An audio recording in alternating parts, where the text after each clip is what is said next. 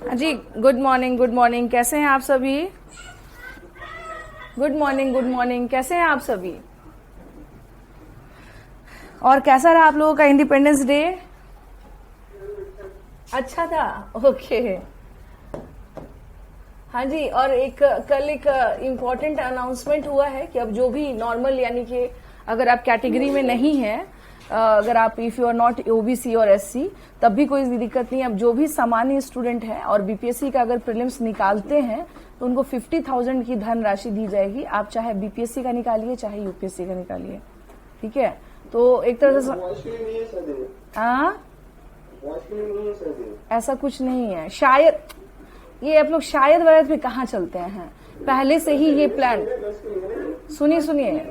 सुनिए मैं बता दे रही हूँ आप लोग को। ऑलरेडी ये प्लान चल रहा था, ठीक है। इसके पहले भी जो बहुत सारे मेरे स्टूडेंट्स थे ओबीसी कैटेगरी में आते थे तो उन लोगों को ऑलरेडी 50,000 मिला हुआ था। और ये सिर्फ गर्ल्स की बात नहीं कर रही, मैं बॉयज के बारे में बात कर रही हूँ कि वो बॉयज जिन्होंने क्वालिफाई किया था और उन्हें पैसा मिला भी। ओके, तो यही मैं कह रही हूँ कि इस बार जो है थोड़ा सा क्या किया, उसका दायरा बढ़ा दिया गया है। तो एक बार आप लोग देख लीजिएगा और ज्यादा, ये कल का न्यूज है, बाकी आप लोग और चेक कर लीजिएगा, ठीक है। वालों के लिए नहीं है ये। किसने कह दिया नहीं है ये। न्यूज़पेपर ने दिया है कि सिर्फ बॉयज और गर्ल्स, और अभी शायद न्यूली गर्ल्स एडेड हुई है जनरल से। न्यूली एडेड गर्ल्स हुई है। सुनिए एक चीज बता रही हूँ, आप कौन से इसमें कैटेगरी में हैं आप। जनरल में देखिए ओबीसी बॉयज को ऑलरेडी मिल रहा था, ठीक है ना। आप पता भी कर लीजिएगा कि बिहार में जो भी इसी ओबीसी स्टूडेंट्स रहे हैं और जिन्होंने क्वालिफाई किया है बीपीएससी का पीटी उनको मिला है इसमें पैसा, ठीक है, प्री निकालने पे। तो वही कह रहे हैं कि इसका भी देख लीजिएगा कि अभी और इसमें क्या है, क्योंकि शायद उसी, मुझे जहां तक लग रहा है कि ये उसी का दायरा बढ़ा दिया गया। गर्ल्स तो देखिए वो तो पहले से ही है कि भाई गर्ल्स को रिजर्वेशन भी है, ये सारी चीजें हैं। अब यानी पहले से ही ये प्लान चल रहा है, ऐसा थोड़ी ना कोई नया प्लान है, उसी को एक्सटेंड किया गया थोड़ा और, ठीक है। तो जो भी है, अगर गर्ल्स का भी है तो आप लोग भी अपने तरफ से पूरी तैयारी कीजिए। देखिए अच्छा है, एक तरह से आप क्या होते हैं, मोटिवेट होते हैं।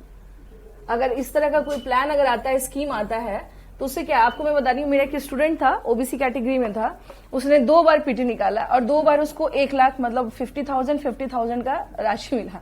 उसने बोला भी कि 2 बार बीपीएससी जम करके मेहनत की तो दोनों बार में हमको कुछ अर्निंग भी हो गया। तो ठीक है एक तरह से, क्या इसमें बुरा क्या है ना। तो वही कह रहे हैं कि उसमें क्या बुरा है, एक तरह से क्या कह रहा है कि आपको कहते हैं ना प्रशस्ति मिलता है या अवार्ड मिलता है, तो एक तरह से जो प्रीलिम्स आप इतनी मेहनत करके क्वालिफाई करेंगे उसी का अवार्ड रहेगा ये, ठीक है। चलिए आते हैं, लास्ट क्लास में आप लोगों को कहाँ तक मैंने करवा दिया था। हाँ जी हाँ दिखा ही नहीं। एक मिनट रुक जाइए, रत्नेश संजय जी को बुलाना, पूछ लूं मैं क्या नहीं था।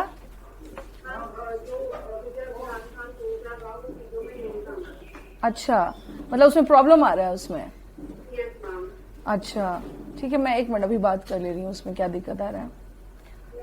अच्छा ये कह रहे हैं कि उस दिन जो वीडियो ब्लर कर गया था संजय जी, ये कह रहे हैं कि वो ब्लर ही है, इन लोग को वीडियो में ब्लर ही दिख रहा है।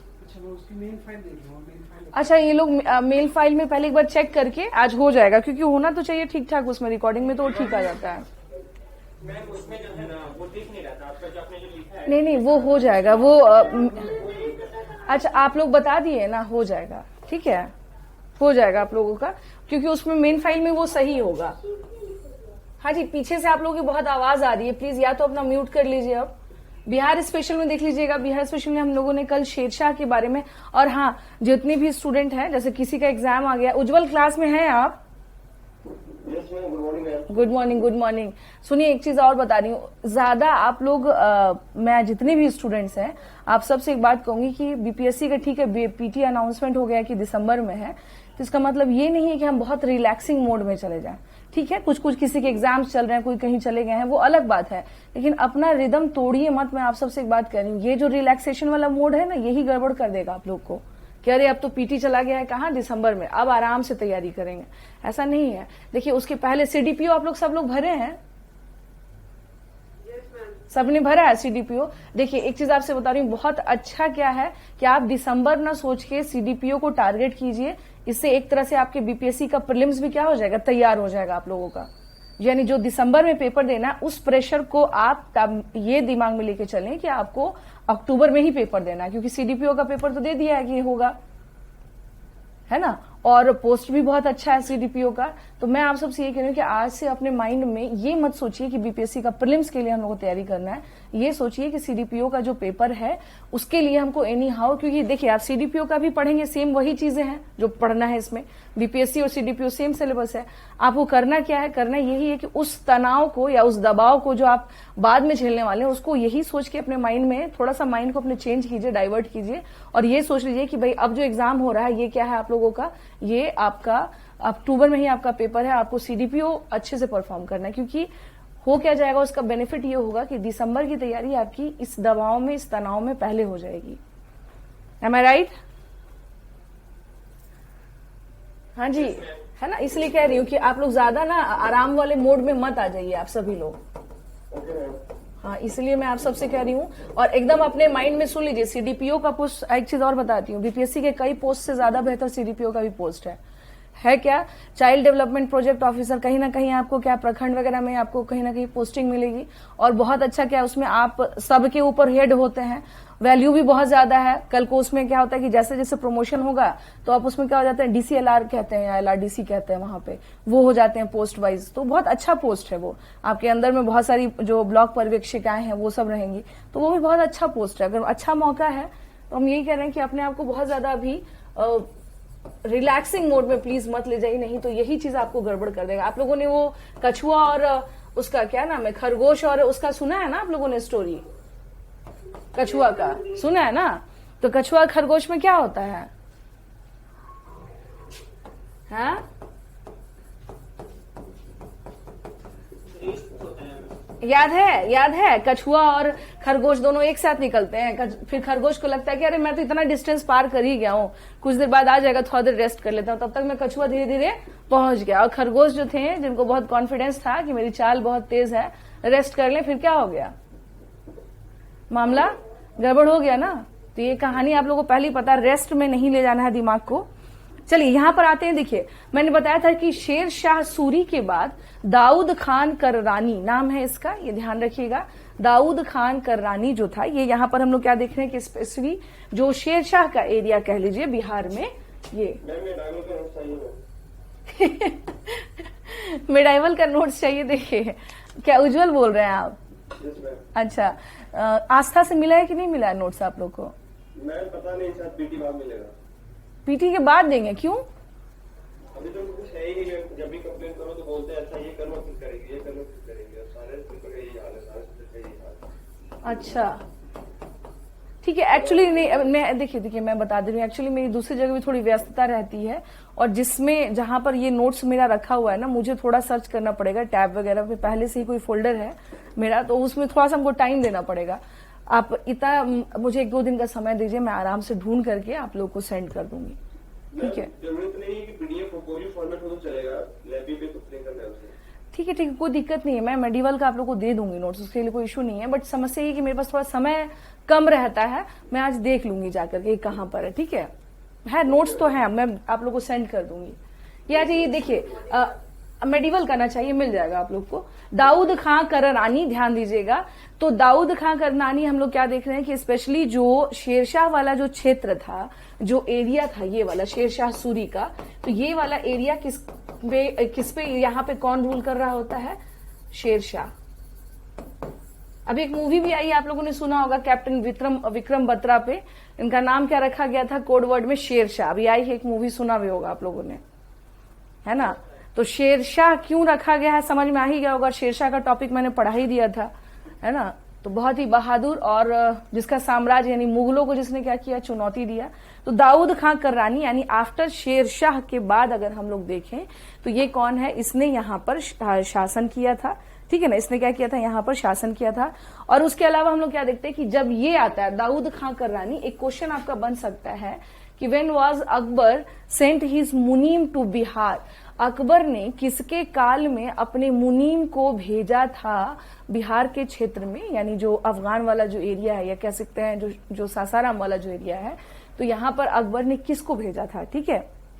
तो अकबर ने अपने मुनीम खां को, ध्यान रखिएगा अकबर ने क्या किया था इसी के समय पे, इसको क्यों याद रखना है दाऊद खां कररानी को, ये नहीं कि ये बहुत बड़ा क्या था साम्राज्य विस्तार कर रहा है, इट मीन्स कि he was a very big ruler and he was a very popular ruler, no, exactly at his time period Akbar sent his representative in Bihar so that Daud Khan Karrani was important. तो आप इसमें बता सकते हैं कि मुनीम खां को अकबर ने इस काल में भेजा था,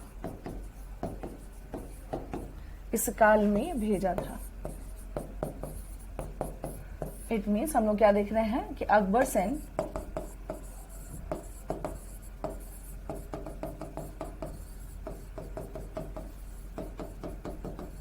मुनीम खां इन बिहार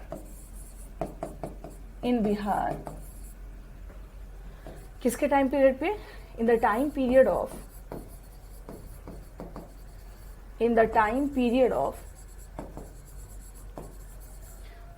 ऑफ दाऊद खां कररानी।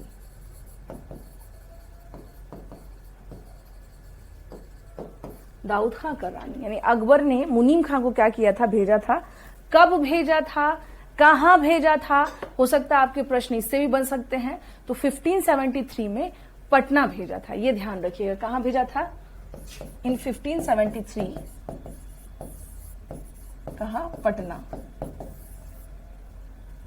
इसने कहां भेजा था अकबर ने, ये ध्यान रखना है आपको, 1573 में पटना में मुनीम खां को अकबर ने भेजा था। इस साइड का नहीं दिख रहा है,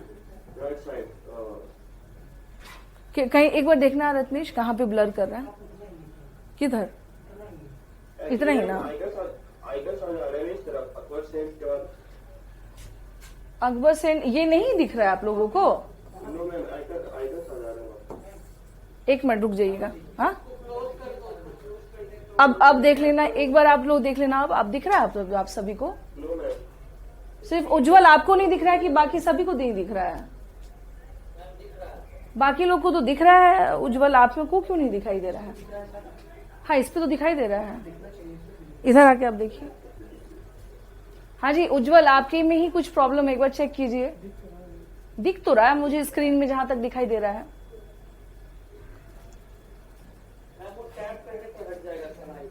क्या क्या, वो टैप करने को आइकन हट जाएगा, अच्छा ये क्या शिवांग बोल रहे हैं ना, हाँ शिवांग बता रहे हैं ना उज्जवल कि आप एक काम करिए, टैप करने से क्या हो जाए आइकन हट जाएगा, चेक कीजिए, मैं कर चुका हूँ, कोई चेंज नहीं आ रहा इसमें, मोबाइल यूज कर रहा हूँ फिलहाल, मैं भी मोबाइल की बात कर रहा हूँ, अब देखिए तेरा मोबाइल कहाँ है भाई, अब देखिए क्या स्थिति है, नो मैम, स्क्रीन तो पूरा दिख रहा है हम लोगों को, सिर्फ आपके में प्रॉब्लम आ रहा है उज्जवल, है ना, बाकी सबों को सभी को दिखाई दे रहा है, लाइटिंग ज्यादा है क्या, वो हम लोगों ने जो ज्वाइन किया है ना, वो आइकन होता है ना बगल में, इसकी वजह से दिखाई नहीं पड़ा। अच्छा आया अब चलिए हुआ है, अब ये आगे बढ़े इसमें, अब हाँ जी आगे बढ़ा जाए इसमें, ठीक है, तो ये चीज थोड़ा सा ध्यान रख लीजिएगा, यानी देखिए अगर आपके क्वेश्चंस के बारे में बात किया जाए कि after Sher Shah Suri who was the ruler of Sher Shah areas, या शेर शाह के बाद जो है उस एरिया में कौन शासन करता है, that was Daud Khan Karrani, and in the time period of Daud Khan Karrani Akbar sent his representative whose name was Munim Khan, Akbar ने इसी समय पे अपने रिप्रेजेंटेटिव मुनीम खां को क्या किया था, भेजा था, ठीक है। तो ये क्वेश्चन आपका एक क्या हो सकता है, बन सकता है यहाँ पे, जो आपको ध्यान रखना है। अब यहाँ पर देखते हैं क्या हम लोग कुछ बातें और देख लीजिएगा, जैसे मैंने बताएंगे कि इसके बाद कुछ शासक, आपकी आवाज रिपीट हो रही है मैम, क्या आप लोग वॉइस इको कर रहा है, रत्नेश एक बार चेक करो आप, हाँ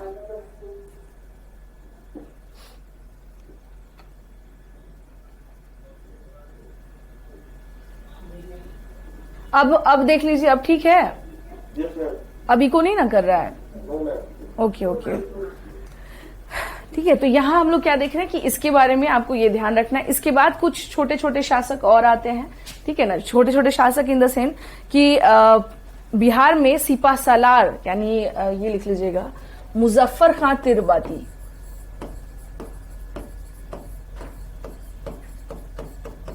मुजफ्फर खां तिरबाती,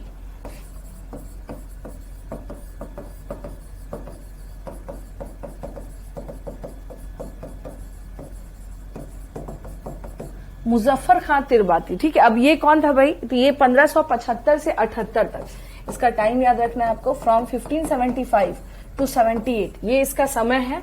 यानी बिहार में हम लोग क्या देख रहे हैं, ये इसको कि बिहार का सिपासालार या सूबेदार नियुक्त किया गया था मुगलों के द्वारा। किसके द्वारा? इसे मुगलों के द्वारा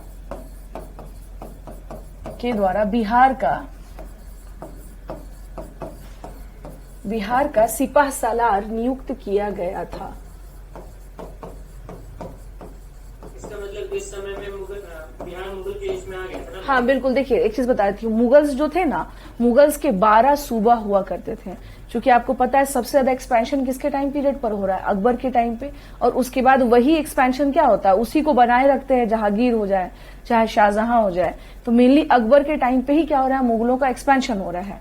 और उस टाइम पर मुगलों के अपने 12 सूबे थे, ठीक है। सूबा समझते हैं? प्रांत। एक सेकेंड, सूबा समझते हैं आप लोग? प्रोविंस बोलते हैं इसको, शांभवी।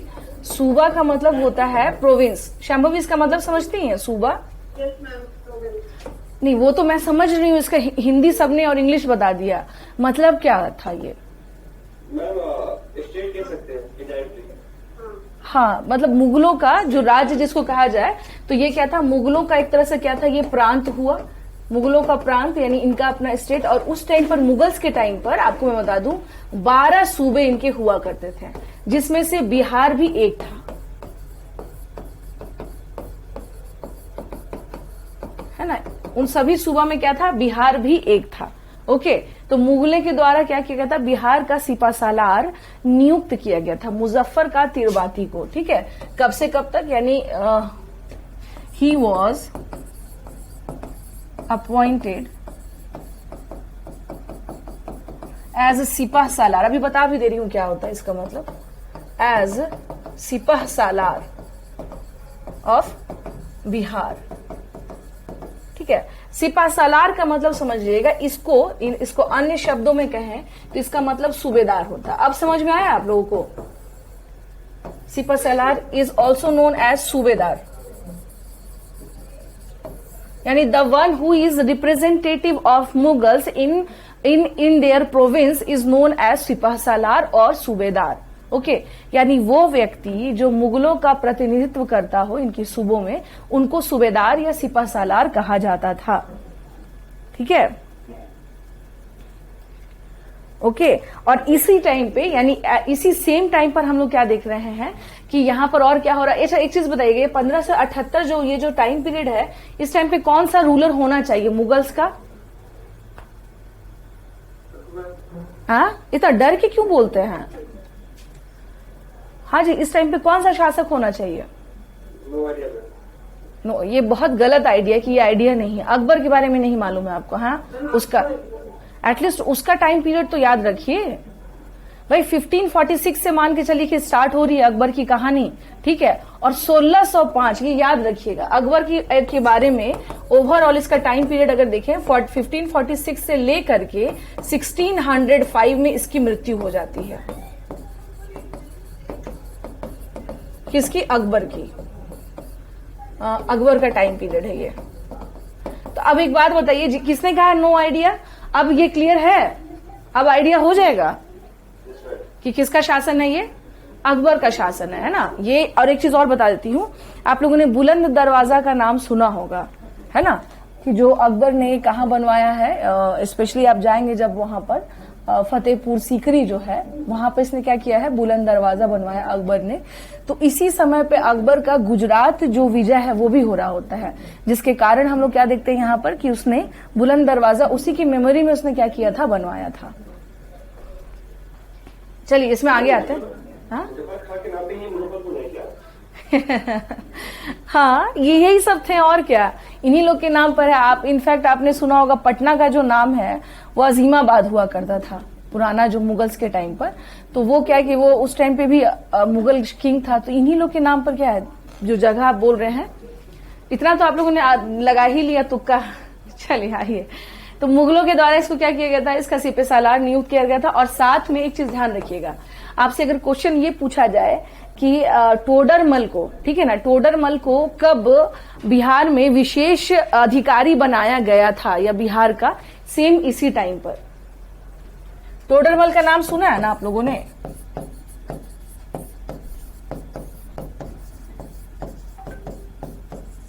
बिहार का विशेष अधिकारी नियुक्त किया गया था।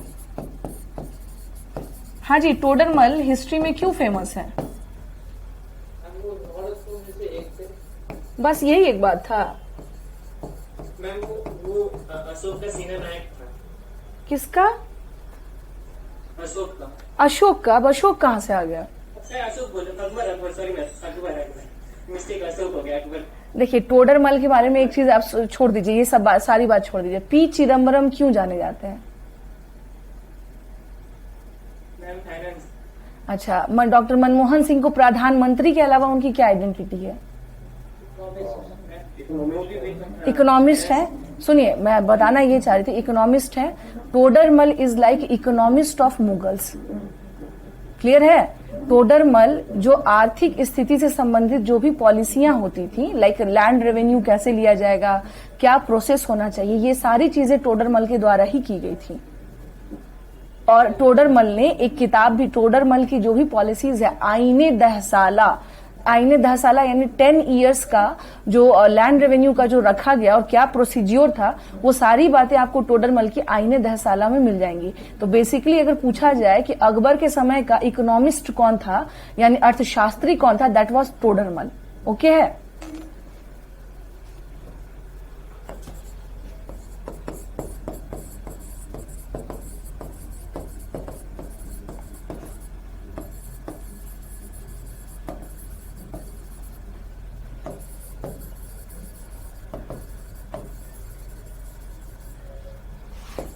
Todermal was deputed as a special royal officer in Bihar. हाँ जी, लिख लीजिए। ये यहां तक समझ में आ रहा है आप लोगों को ना? अब कंफ्यूज मत होइएगा कि टोडरमल कौन थे। अब इनको तानसेन मत बना दीजिएगा कि ये गायकार थे अकबर के समय के।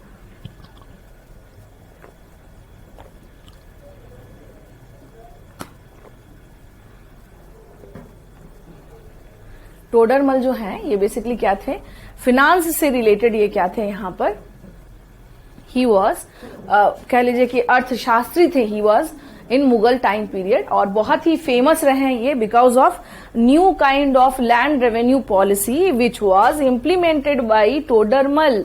क्योंकि टोडरमल के द्वारा ही नई तरीके की क्या है भू राजस्व नीति जो है उसका क्या किया गया था, इम्प्लीमेंट किया गया था या उसको लागू किया गया था। ठीक है ना, इन्वेंट किया गया था। दैट वाज इन्वेंटेड बाय, वो इन्वेंट किया गया था, that was invented by Todarmal. ठीक है, हो गया ये? किस टॉपिक से? क्या है? किस टॉपिक से? किस टॉपिक से? मुगल है। मुगल में मतलब कहाँ, कौन सा रूल क्या है? कौन सा? अकबर नहीं समझ में आ रहा है? हाँ, क्या आ रहा है? एक सेकंड रुक जाइए बाबा। मेडिवल बहुत खराब है क्या उज्जवल आपका? नहीं मैम, अभी आप जो पुरानी बिहार में कॉन्टेक्स्ट बना रही हैं। सुनिए मैं बता रही, सुनिए, मेडिवल जब आप पढ़ते हैं आप समझ लीजिएगा। ठीक है ना, आपको क्या करना है, मेडिवल यानी सामान्य, जब आप इंडियन हिस्ट्री के तरह से इसको पढ़ते हैं, जनरल हिस्ट्री के तरह पे, ठीक है ना, जनरल हिस्ट्री के तरह पे, तो इसमें क्या है, शासन अकबर। ओके, उसके बाद आपको आ जाएगा यहाँ पे जहांगीर, देन शाहजहां और देन औरंगजेब। ये हुए शासक। इसमें बाबर भी मैं करा ही चुकी हूं आप लोगों को इसमें। तो ये हो गए शासक। अब आप क्या कर रहे हैं, इसको देख रहे हैं किस संदर्भ में, बिहार के संदर्भ में। हमने जो अभी पढ़ा वो किसके संदर्भ में था, अकबर के कंटेक्स्ट में।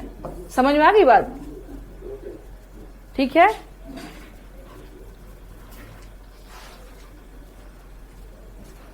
ओके तो ये यानी जो हम लोग देख रहे हैं किसके टाइम पर देख रहे हैं, बिहार मेडिवल जो चल रहा है आप लोगों का, और मेडिवल कब से कब तक है, फ्रॉम 1526 टू 707।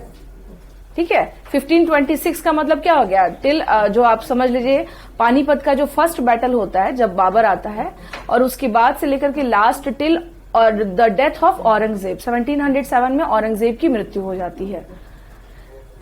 ठीक है, अब यहां पर आ जाइए तो देखिए हम लोग क्या देख रहे हैं, अकबर के समय का हम लोग टाइम पीरियड देख रहे हैं। और अब मैंने अकबर का आपको टाइम पीरियड पीछे लिखवा भी दिया है ना कि अकबर का समय अगर देखा जाए तो कब से कब तक है। तो बिहार में इस समय कौन सी गतिविधियां हो रही थी, क्योंकि मुगल का जो साम्राज्य है, जो इंपायर एक्सपेंशन है, वो काफी क्या हो चुका था।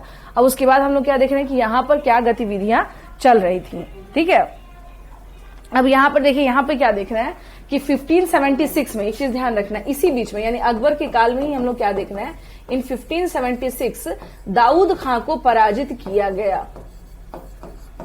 अब दाऊद खां कौन है,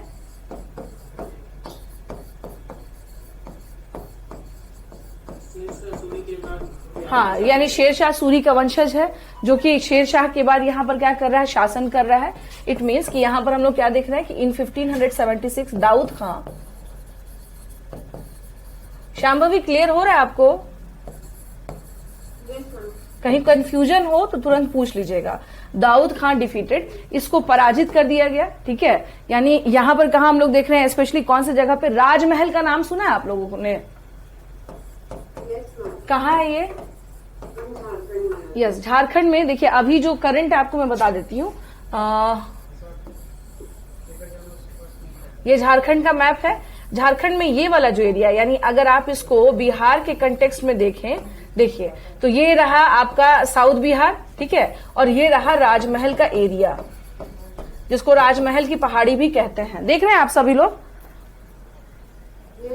ओके, और राइट नाउ जो है झारखंड में यही वाला सेक्शन क्या कहलाता है, संथाल परगना। नाम सुना होगा आप लोगों ने, है ना? यही क्या कहलाता है, ये अभी के समय पे मैं बता दे रही हूँ कि राइट नाउ अभी जो प्रेजेंट सिचुएशन अगर देखा जाए तो चूंकि देखिए सन 2000 से पहले झारखंड और बिहार अलग तो था नहीं, तो ये जो हम लोग मुगल्स के बारे में पढ़ रहे हैं तो ये क्या है, मुगल्स में यानी झारखंड और बिहार मिला हुआ है। ओके, तो इसको क्या करना है, मिला करके ही हम लोग को देखना है। तो उस टाइम पर हम लोग क्या देख रहे हैं कि साउथ बिहार मतलब हो गया ये पूरा एरिया। ओके, साउथ बिहार का मतलब क्या हो गया, ये पूरा का पूरा एरिया।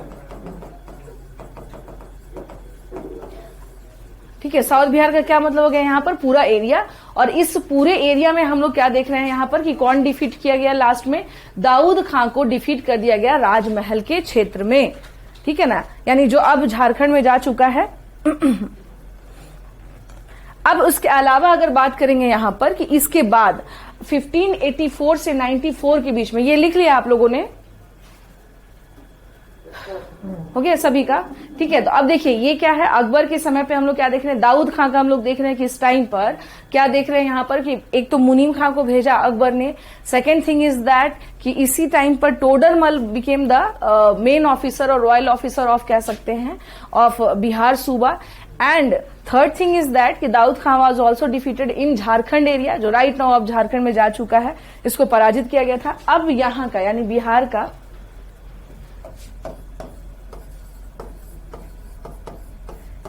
का प्रांतपति, यानी कि बिहार का प्रांतपति किसको बना दिया गया, मानसिंह को। इसमें लिख सकते हैं now Mansingh became the new प्रांतपति, ही लिखिए इसको, द न्यू प्रांतपति ऑफ बिहार सूबा। यानी बिहार के सूबे का ये हम लोग क्या देख रहे हैं, नया प्रांतपति किसको बना दिया गया, मानसिंह को बनाया गया। अगर आपसे पूछा जाए कि कब से कब तक इसका टाइम पीरियड रहा है मानसिंह का, तो इसका टाइम पीरियड लिख लीजिएगा 1584 से लेकर के 87 से लेकर के 94 तक, टिल 1587 से लेकर के 94 तक ये इस समय बिहार का प्रांतपति मानसिंह को बनाया गया था। और इसी टाइम पर ध्यान रखना है, इसी टाइम पर हम लोग क्या देख रहे हैं, बिहार में मुगल काफी ज्यादा क्या हुए हैं, सुदृढ़ हुए हैं, सबसे ज्यादा स्ट्रांग हुए हैं in the time period of Mansingh when he became the प्रांतपति of Bihar. At the time period Mughals became very strong in Bihar. ठीक है, तो इस समय पे हम लोग क्या देख रहे हैं, इसी काल में मुगल अत्यधिक सशक्त हुए बिहार में।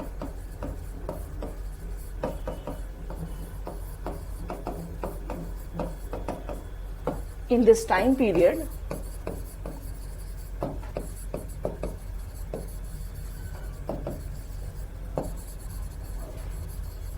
मुगल्स कंडीशन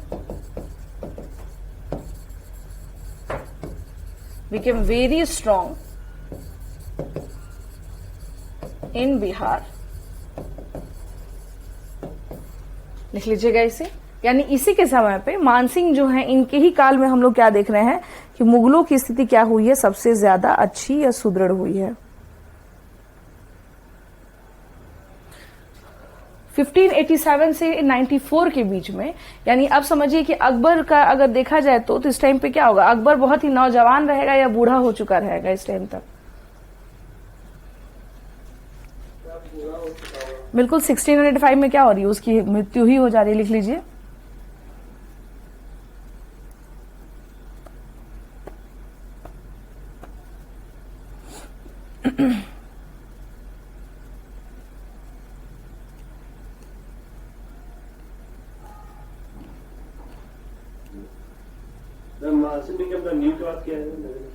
न्यू सूबेदार और प्रांतपति, प्रांतपति लिख दीजिए।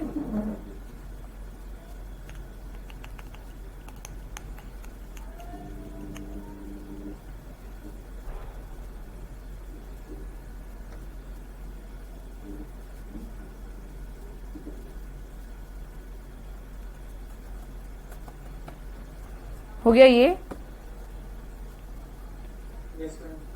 ठीक है। चलिए अब इसके बाद हम लोग आगे आते हैं यहाँ पे।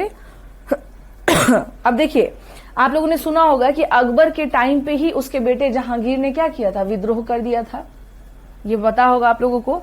तो अकबर के काल में ही हम लोग क्या देख रहे हैं कि जहांगीर का विद्रोह होता है, ठीक है। और इस टाइम पर, यानी यहां अब आते हैं, यानी इसको छोड़िए, अब यहां पे देखते हैं, यानी अकबर के समय पर अगर हम लोग देखें तो मेनली हम लोग क्या देख रहे हैं कि कब स्ट्रांग हो रहा है स्थिति, जब मानसिंह को यहाँ का प्रांतपति बनाया गया था। ओके, अब उसके अलावा फिर हम लोग क्या देख रहे हैं कि इसके बाद, यानी मानसिंह के बाद अगर बात किया जाएगा तो किसको बनाया गया था प्रांतपति, तो सईद खान। मानसिंह के बाद यानी पश्चात सईद खान।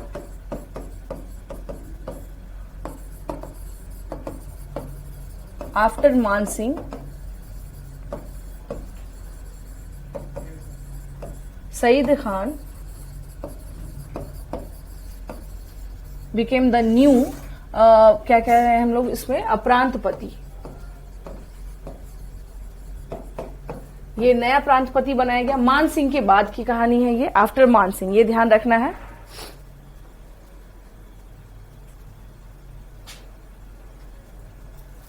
और अकबर के लास्ट टाइम तक आते आते, लास्ट टाइम मैंने आपको बता ही दिया है, यानी 1605 में अकबर की मृत्यु होती है। तो अंतिम समय आप समझ लीजिएगा इसको, अकबर के लास्ट फेज में बिहार का प्रांतपति मिर्जा अजीज कोका, ये ध्यान रखना है, किसको बनाया गया था बिहार का प्रांतपति, मिर्जा अजीज कोका। अब प्रश्न कैसे आएंगे ये भी हम बता दे रहे हैं आप लोगों को।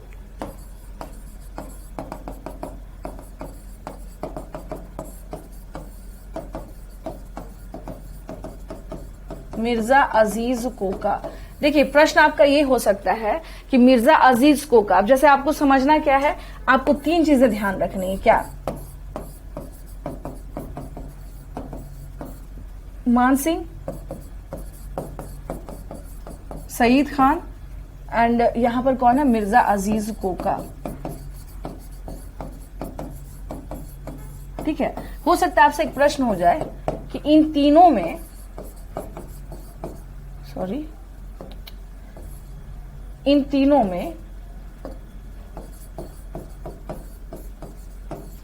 में क्या समानताएं हैं?